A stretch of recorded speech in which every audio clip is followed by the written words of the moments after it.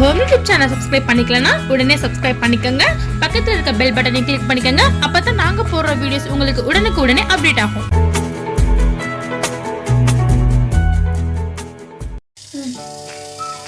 இன்னைக்கு நம்ம நோய் எதிர்ப்பு சக்தி அதிகரிக்க குடிநீர் ஒரு குடிநீர் தயாரிக்க போகிறோம். அது எப்படி தயாரிக்கிறதுன்னு பார்ப்போம்.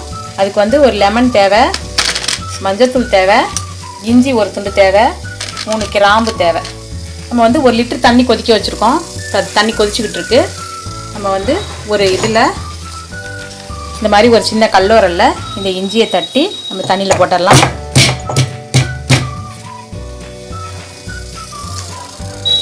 இந்த கிராம்பையும் நம்ம அதில் தட்டி போட்டுருவோம்.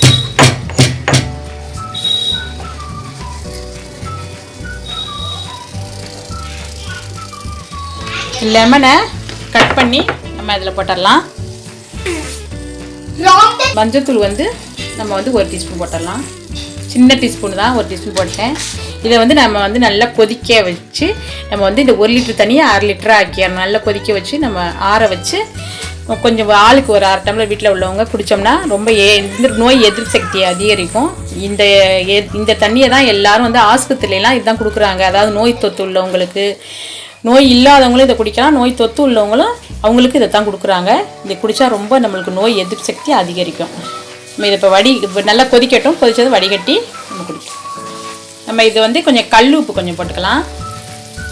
நல்லா கொதித்து நல்லா வெந்து தண்ணி வற்றணும்.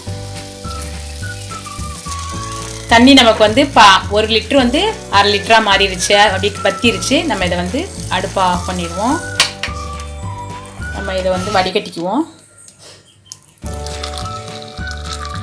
உள்ளவங்க எல்லாருமே ஆளுக்கு ஒரு 1/2 டம்ளர் இதை சாப்பிட்லாம்.